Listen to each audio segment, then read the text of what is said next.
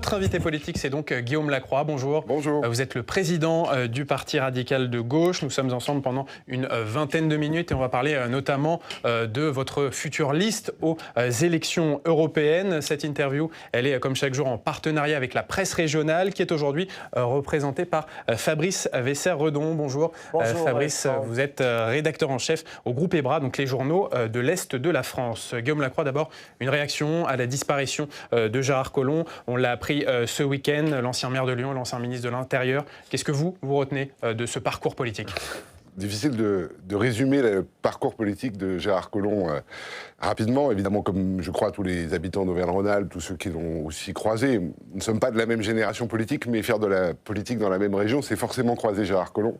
Émotion, tristesse, et puis peut-être la une du Progrès d'hier, le lion est mort, qui est, je pense, le parfait résumé de cet homme qui incarnait sa ville, qu'il aimait, c'est indéniable, qu'il a transformé profondément, et puis de cet homme atypique, cette voix inimitable, ce style direct, cette capacité à ne pas envoyer dire ce qu'on a à dire et à poser des actes politiques. Alors on a parfois été en accord, je sais combien il a été aux côtés de Thierry Braillard, par exemple, au moment de l'élection législative. Thierry Braillard qui était député PRG et puis ministre des Sports. Je sais aussi les choix politiques qu'il a fait ensuite.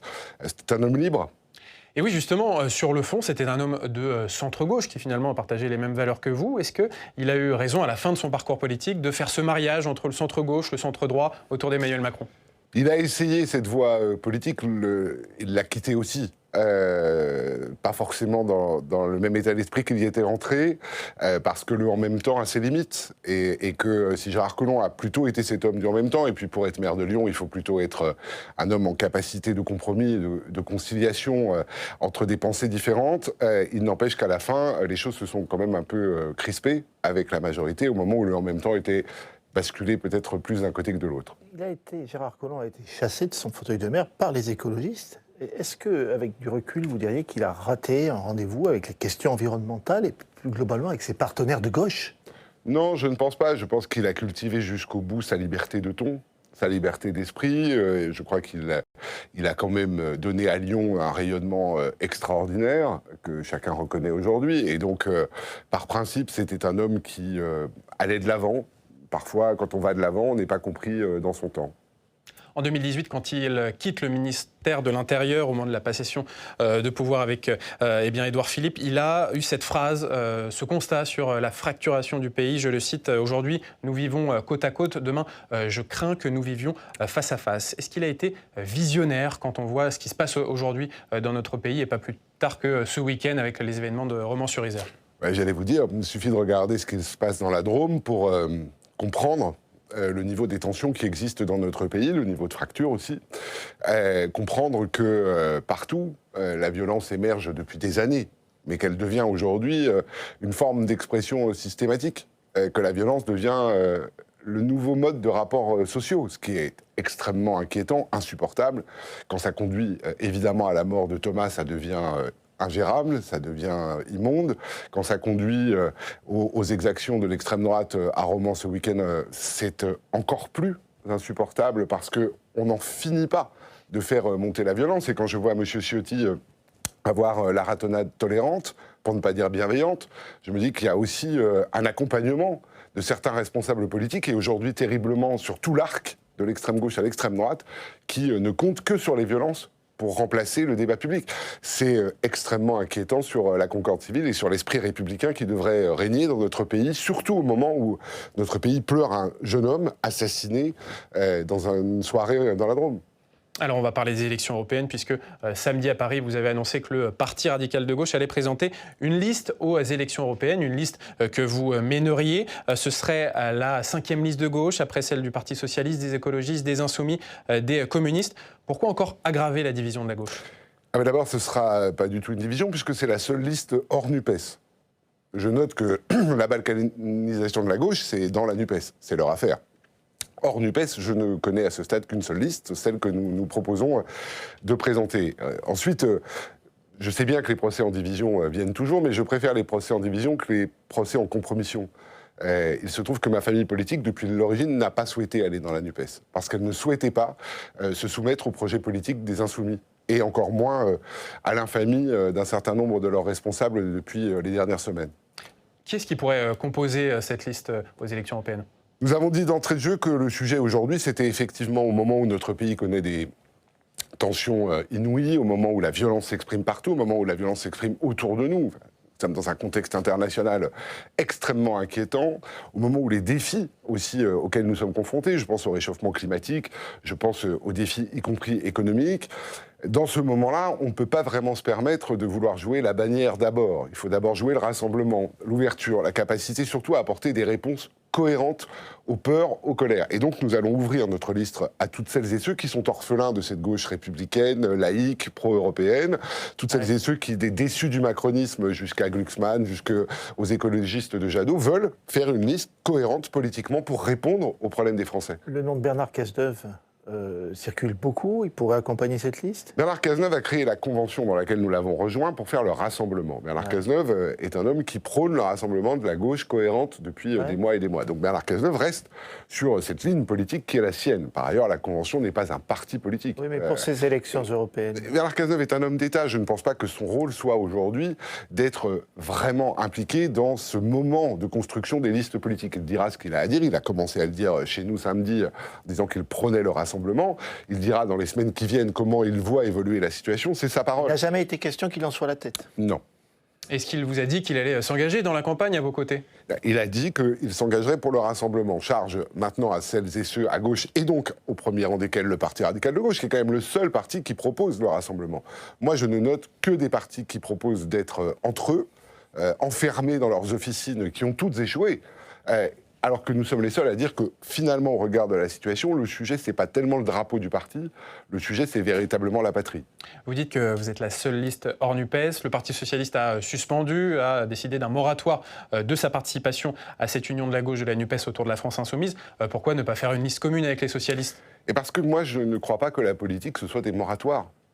Quand vous êtes confronté à l'infamie de ce qui a été dit par un grand nombre de parlementaires et les filles suite aux événements dramatiques et tragiques et horribles du 7 octobre, quand vous êtes dans un moment politique où il faut montrer une fermeté républicaine à toute épreuve, et en même temps, évidemment, une bienveillance humaniste de gauche pour aussi accompagner les peurs et les colères. Eh bien, dans ce moment-là, vous ne vous posez pas la question de savoir si LFI est fréquentable ou ne l'est pas. LFI a un projet politique qui ne correspond en rien à ce qu'est une gauche de gouvernement. Ils ont un projet politique. Ils ont des méthodes politiques aussi. Et ces méthodes sont insupportables la majorité du temps. À partir de là, vous ne vous posez pas la question de savoir si vous allez attendre, de voir si ça arrange, si ça améliore, etc. C'est bon. Chacun a vu, depuis maintenant 2 ans, ce qu'est LFI. Guillaume Lacroix, vous pourriez travailler avec quelqu'un d'autre que Jean-Luc Mélenchon à la tête? Je ne veux pas faire du sujet le sujet Jean-Luc Mélenchon. C'est trop facile. Je ne peux pas travailler avec Madame Obono. Je ne peux pas travailler avec M. Guiraud. Je ne peux pas travailler avec un projet politique qui n'est pas clairement républicain. Je ne peux pas travailler avec un projet politique qui n'est pas clairement fondé sur, j'allais dire, une forme d'expression publique qui soit respectueuse, qui ne soit pas en permanence en train de chercher et de provoquer la violence. Si jamais les socialistes décident de sortir de la NUPES, vous leur tendez la main pour les élections européennes ? Mais évidemment, j'ai été de tous les combats avec les socialistes pendant des années.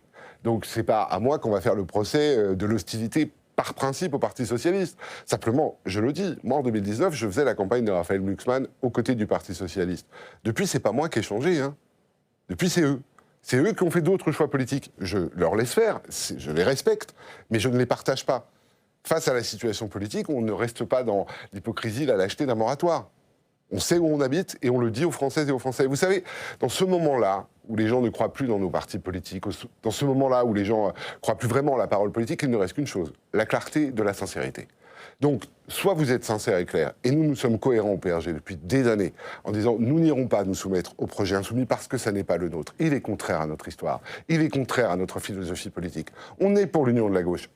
Mais moi, je préfère la gauche plurielle à la NUPES. Les choses sont claires. Je préfère l'équilibre des forces de gauche à la domination par son extrême, et un des extrêmes qui est aujourd'hui dans des postures qui sont inqualifiables. Et pourquoi le PRG, qui représente ce centre-gauche, ne ferait pas liste commune, notamment avec la majorité présidentielle, la liste de la majorité présidentielle qui va rassembler des pro-européens? Ce sont les mots ce week-end de Stéphane Séjourné, qui est pressenti pour diriger cette liste. Parce que dans le Parti radical de gauche, il y a gauche. Et donc pour vous, il n'y a plus de gauche au sein de la majorité présidentielle? Je ne l'entends plus. Vous n'entendez plus. Ben justement, on va parler de l'avenir de la gauche, toujours sur le Parti socialiste. Est-ce que selon vous, ce Parti socialiste a encore un avenir, alors que par exemple Bernard Cazeneuve pense qu'Olivier Faure sera, je le cite, le dernier premier secrétaire de ce parti? Moi, je ne suis pas socialiste. Je ne l'ai jamais été. Je suis entré au Parti radical de gauche à 18 ans, militant de base, je suis devenu président de ce parti. Je suis fier d'appartenir à un parti qui permet cette logique de mérite républicain, qui permet cette logique finalement de construction autour des convictions. Ce qui se passe au Parti socialiste les regarde. C'est leur histoire, c'est leur vie. Ce sont vos alliés historiques. Ce sont des alliés historiques, mais je le dis aussi dans ce moment-là, au moment où l'histoire politique s'écrit, chacun prend ses responsabilités. Le PRG prend les siennes. Il dit, il faut une offre politique cohérente, républicaine, laïque, pro-européenne. Il faut la faire avec toutes celles et tous ceux qui partagent ce point de vue. Je pense à Carole Delga, Delafosse, je pense évidemment à Nicolas Maillard-Rossignol. Il y a plein de socialistes avec lesquels je travaille. Et puis il y en a qui ne travaillent plus avec nous. Et dans ce cadre-là, il y a le premier secrétaire, qui ne veut plus travailler avec moi, qui ne me donne aucun signe de vie, qui a décidé que, globalement, son sujet, c'était pas de travailler avec ce camp-là. C'est son droit. C'est son choix, mais moi j'ai pris mes responsabilités. Quelle raison d'ailleurs? Pardon? Quelle raison on vous donne? Je ne cherche pas, je ne suis pas psy, globalement, chacun prend ses responsabilités. Donc finalement, vous ne croyez plus dans cette union de la gauche large? Vous parlez de gauche plurielle. Enfin, vous pensez qu'il va y avoir deux gauches irréconciliables? Quand je vous parle de gauche plurielle, moi je crois que justement, je crois en l'union de la gauche. Je ne crois pas à la soumission à la France insoumise. Je crois au fait que la gauche a toujours été dans ce pays construite par des partis avec des sensibilités différentes. On a besoin de l'écologie des écologistes, on a besoin du discours social du Parti communiste, on a besoin du discours républicain laïque du PRG, et on a aussi besoin d'un socialisme qui soit à nouveau un socialisme de gouvernement, qui ne tergiverse pas entre des méthodes inqualifiables de LFI et un projet politique, honnêtement, auquel nous devons opposer une autre réponse politique. Est-ce que c'est irréconciliable? Je n'en sais rien, mais c'est irréconcilié, et aujourd'hui, de toute façon, dans ce moment politique, je le redis, je ne vois pas ce que je pourrais faire en photo à côté de M. Guiraud, de Mme Obono, de Mme Panot. Enfin, il arrive un moment où il faut savoir simplement constater des désaccords politiques majeurs. C'est ça la démocratie. C'est pas grave. C'est pas grave à partir du moment où on l'assume et on le dit. Et au moins dans ce cas-là, on est sincère avec les électeurs. Et dans le fond, ce qui vous pose problème, et sans jeu de mots, c'est leur radicalité.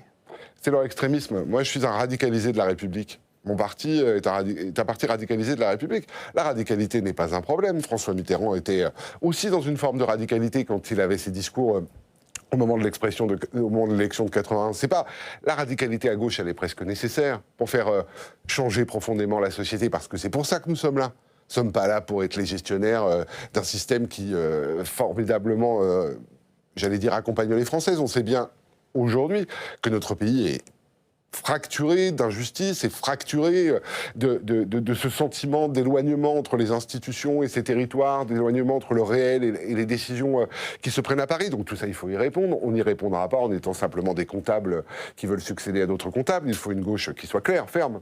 Mais justement, quand vous regardez le message électoral qui avait été envoyé il y a un an à la présidentielle, aux dernières législatives, est-ce que le centre de gravité de la gauche, il ne s'est pas décalé vers plus de radicalité qui est demandée par les électeurs de gauche? Est-ce que vous en convenez? Je redis, Jean-Luc Mélenchon a fait 22%. Il a raté 2 fois la marche du deuxième tour. Il ne se pose jamais la question de savoir pourquoi. Ben, simplement parce que quand la radicalité exclut à ce point une partie des Français, tout le centre-gauche, toutes ces femmes et hommes attachés à la République laïque, toutes ces femmes et hommes qui sont viscéralement fondés sur l'idée que le débat démocratique ne peut pas verser dans la violence, quand on se coupe de cette frange électorale systématiquement, eh bien on ne gagne jamais. Et quand on a l'occasion de faire l'union de la gauche, comme il avait l'occasion de la faire, et qu'il aurait pu, lui qui cite en permanence François Mitterrand, se hisser au-dessus et dire « je rassemble », et qu'il considère que dans ce moment-là, sa stratégie, c'est uniquement de dire « je vais soumettre à ma plateforme politique, à ma seule vue politique, à l'extrémisme de ma vision politique, tous les autres », eh bien vous ratez une fois de plus la marche et vous excluez toute chance que la gauche gouverne un jour en France, et ça, c'est impardonnable. Et donc selon vous, c'est un homme comme Bernard Cazeneuve, qui est plutôt de centre-gauche, avec son mouvement de la Convention, qui peut incarner cette nouvelle union de la gauche? Moi, je crois que l'avenir à gauche, c'est à la fois la capacité de promettre aux Françaises et aux Français d'être protégés, et leur promettre en même temps une transformation sociale profonde. C'est-à-dire qu'il faut promettre que nous ferons les révolutions dans un cadre qui protège chacune et chacun d'entre nous, pas dans un cadre qui soit le chaos comme le propose LFI. Alors Guillaume Lacroix, vous avez participé aux dernières rencontres de Saint-Denis entre les chefs de partis politiques et le président de la République. La dernière en date, c'était il y a 10 jours. On n'a pas l'impression, vu l'état du pays, que ces échanges ont créé une forme de concorde, d'unité nationale. Ils étaient vraiment utiles? Vous ne pouvez pas avoir la concorde nationale quand vous mettez dans la même table le Front National et le Parti radical de gauche. Il faut dire les choses comme elles sont. On n'est quand même pas à ce point d'oubli de nos valeurs les uns et les autres. Donc je ne crois pas que l'objet, c'était la concorde nationale. Ensuite, est-ce que c'est utile?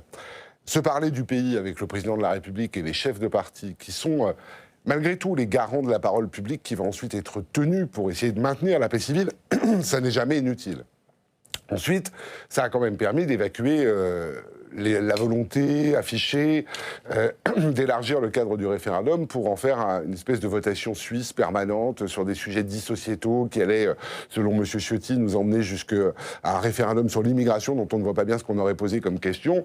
Ça a au moins permis d'évacuer cela. Ça a aussi permis de rappeler qu'on n'allait pas encore reporter le projet de loi sur la fin de vie en attendant une éventuelle réforme de la Constitution qui permettrait de passer par voie référendaire. Donc moi, je ne considère pas que c'est inutile. Après, ceux qui attendent que ça remplace le Conseil des ministres et le Parlement en même temps, effectivement, ils sont déçus. Mais enfin, ce serait grave que ce soit le cas, parce que ça voudrait dire qu'on ne respecterait pas notre démocratie. Vous avez pu, lors de ces rencontres, approcher le président de la République, échanger avec lui en direct. Comment l'avez-vous trouvé? Que vous a-t-il inspiré? Écoutez, moi, c'était ma première participation, puisque le Parti radical de gauche y intégrait cette réunion du fait de la présidence du groupe RDSE au Sénat, présidence assurée par Maryse Carrère aujourd'hui. Moi, j'ai trouvé un président de la République très cash, très clair, notamment sur les enjeux de la situation internationale, fidèle à son style. Je vous parle franchement, ou en tout cas, je vous donne cette impression. J'ai trouvé un président de la République qui voulait entendre chacun aussi, qui a pris le temps. On a quand même, alors certes, moins de temps que les premières réunions, mais on a quand même passé 9h30 avec lui dans la même pièce. Ouais, oui. Il a souhaité que chacun s'exprime quand il le souhaitait et autant qu'il le voulait. Et il a répondu aux uns et aux autres. Alors ensuite, qu'en fait-il? C'est ça la grande question que se posent les Français. Emmanuel Macron est capable de dire des choses directes, il est capable d'écouter, il est aussi capable de beaucoup parler, mais qu'en fait-il de ce qu'il entend? C'est ça le vrai point d'interrogation de Saint-Denis. Qu'en fera-t-il? Alors, en tout cas, il ferme la porte à un référendum sur le sujet de l'immigration qui était demandé par la droite et par l'extrême droite. Vous étiez contre, on vient de l'entendre, cette idée de référendum sur l'immigration. Pourquoi les Français n'auraient pas le droit de se prononcer sur ce sujet? Mais c'est pas que les Français n'ont pas le droit de se prononcer. Les Français, ils élisent des représentants, ils élisent des députés. Ces représentants portent un projet politique, une voix politique, des sensibilités politiques. Ces députés sont habilités à voter. Vous voulez faire un référendum sur l'immigration, vous votez sur quoi? Voulez-vous de l'immigration, oui ou non? Mais c'est pas une question. Enfin, on sait tous qu'aujourd'hui, dans notre pays, beaucoup d'industries reposent en partie sur le fait que notre territoire accueille des gens venus d'ailleurs et qui viennent travailler. Et on sait tous aujourd'hui, j'entendais le ministre de l'Industrie dire qu'on aurait besoin de 100 à 200 000 personnes supplémentaires. Vous avez peur de quoi, Guillaume Lacroix, de l'affaiblissement du Parlement? Moi, j'ai peur de l'affaiblissement de la représentativité. Vous savez, un de mes grands désaccords avec Emmanuel Macron, c'est cette idée qu'il faut un lien direct entre Jupiter et le peuple. C'est extrêmement dangereux, surtout dans un moment comme celui que nous traversons. Nous avons besoin... C'est du populisme pour vous? C'est une forme de démocratie qui se veut soi-disant directe et qui ne l'est pas du tout, parce qu'on voit que chaque fois Jupiter fait absolument ce qu'il veut. Et puis parce que c'est dangereux, parce que dans ce moment d'immense tension, il faut des corps intermédiaires pour pondérer. Il faut des gens en proximité pour parler. Je pense à ces élus locaux, je pense évidemment à tous les maires, je pense à tous les élus locaux, mais je pense aussi aux syndicats, je pense à tous les corps intermédiaires, à tous ces groupes d'intérêt qui se réunissent et qui parlent. Parce que quand ça va mal, il faut parler, il faut entendre la voix à tous les échelons et qu'ensuite cette voix soit représentée. Quand vous êtes dans un lien direct, quand vous êtes dans une votation citoyenne permanente, vous êtes dans l'émotion. Et dans ce moment-là, l'émotion, on sait ce qu'elle nous dicte. Quand je vois la mort de Thomas, je suis en colère. Quand je vois la mort de Thomas, je suis en colère. Mais je suis un responsable politique. Et donc mon devoir, c'est de transformer ma colère en un projet politique qui soit raisonné et raisonnable. C'est ça, aujourd'hui, être un républicain dans ce pays. Alors cette semaine, le projet de loi immigration arrive à l'Assemblée nationale. Il va être examiné par la commission des lois de l'Assemblée. Est-ce que pour vous, c'est un texte qui va être utile au pays ? Il y a besoin dans ce pays de traiter de la question de l'immigration. Ça n'est pas un sujet. Il y a un besoin de traiter à la fois de l'asile aussi, enfin de renforcer et de réaffirmer que la demande d'asile en France et en Europe, mais donc en France, est un droit historique fondamental, que nous sommes là pour protéger celles et ceux qui souffrent. Que dirait-on si notre pays n'avait pas été là à la réponse pour l'Afghanistan, là à la réponse pour l'Ukraine, même si on n'est pas dans le cadre de l'asile, là à la réponse pour les Iraniennes ou les Iraniens qui fuient le régime. Enfin, c'est quand même notre devoir moral, historique, fraternel, que d'être là. Donc sur l'asile et puis sur l'immigration, évidemment qu'il y a un sujet. On sait bien que notre pays fait partie de ces pays, comme beaucoup de pays européens, attractifs quand on est dans une fuite d'une misère économique et qu'on cherche finalement un endroit où l'on pense que l'on va pouvoir se sentir mieux. La démarche de migrer économiquement, elle n'est pas nouvelle, elle est historique. D'ailleurs, toutes les femmes et tous les hommes du monde ont toujours bougé et cherché à aller vers des terres qui étaient des terres qui leur paraissaient plus accueillantes. Pour autant, nous ne pouvons pas être dans une situation où nous laissons entrer tout le monde dans ce pays. On ne peut pas considérer que tout se fasse dans une situation désorganisée. Moi, je suis très attaché. Vous prenez quand même de la fermeté. Il faut de la fermeté, mais pas la dérive qu'on a observée au Sénat sur ce texte, où on en arrive à mettre même les Français en danger au nom d'une forme de dogmatisme anti-immigration en supprimant l'AME. Quand on supprime l'AME, l'aide médicale d'État, et qu'on met en danger l'ensemble des Français d'un risque de pandémie, franchement, est-ce que cette espèce de jusqu'au-boutisme pour courir derrière l'extrême droite a, j'allais dire, fait oublier aux sénateurs leur devoir de protéger tous les Français? La mesure phare, c'est la régularisation des travailleurs sans papier dans les métiers en tension. Au départ, dans le texte initial, c'était une régularisation de plein droit. Le Sénat a modifié le texte pour en faire une régularisation au cas par cas, selon le pouvoir discrétionnaire du préfet. Vous, quelle est la version qui vous convient? La version qui me convient, c'est d'abord une version dans laquelle le gouvernement n'a qu'une parole. Je suis quand même un peu surpris de ce qui s'est passé au Sénat avec M. Darmanin qui laisse voter les sénateurs librement en disant sagesse du Sénat sur ces questions-là, où les sénateurs de Renaissance viennent prêter main forte à M. Retailleau. Je m'interroge quand même sur les dérives politiques des uns et des autres. Je vous le dis aussi, notre pays compte, et c'est sa richesse, de nombreux migrants qui sont parfaitement intégrés, travaillent, sont des gens et des femmes honnêtes. Bien sûr qu'il y a une frange parmi eux qui sont des gens qui mettent en danger notre sécurité, il ne s'agit pas de le nier, mais ça n'est pas la majorité. Il faut être clairement vigilant et ferme vis-à-vis de celles et ceux qui créent le trouble, mais pour celles et ceux qui se sont intégrés, qui sont des modèles d'intégration, qui travaillent, qui servent nos industries, qui permettent la création de richesses et la redistribution de richesses, mais enfin on leur doit cette régularisation. Guillaume Lacroix, dernière question sur la fin de vie et le projet de loi qui sera présenté par le gouvernement. Il y aura une mesure d'aide active à mourir. Qu'est-ce que demandent les radicaux de gauche? Est-ce qu'ils demandent clairement la légalisation de l'euthanasie? Nous demandons la légalisation de l'aide active à mourir. De l'aide active à mourir. Pas de référendum non plus là-dessus? Non, mais le référendum, alors je veux dire, ça c'est typiquement le genre de question, effectivement, qui aurait pu être porté par un référendum. Sauf qu'aujourd'hui, ça n'est pas possible et qu'il faudrait encore attendre les calendes grecques pour qu'on y arrive. Aujourd'hui, on sait que l'opinion publique est très largement majoritaire au fait que dans ce pays, il y ait véritablement une capacité de s'en aller dans la dignité quand on considère qu'on ne peut plus, j'allais dire, survivre à une pathologie, à une maladie, et qu'on ne veut pas se voir dépérir de façon indécente. Oui, aujourd'hui, des concitoyens à nous vont en Suisse, vont en Belgique pour des sommes folles, dans des cadres incroyables, pour pouvoir mourir comme ils le souhaitent. C'est un devoir d'humanité que nous avons. Et donc oui, moi je suis mon parti évidemment depuis très longtemps pour l'euthanasie, clairement, il l'a toujours dit. Aujourd'hui, il faut faire progresser la loi, il faut que nous soyons véritablement vers l'euthanasie ou vers seulement le suicide assisté. Mais il faut les deux piliers dans une, j'allais dire, dans une loi bien pensée. Il faut améliorer encore les soins palliatifs et les pousser plus loin, mais il faut aussi laisser la possibilité à celles et ceux qui le souhaitent et en décident librement de mettre un terme à leur vie. Merci beaucoup, Guillaume Lacroix, d'avoir été notre invité politique ce matin.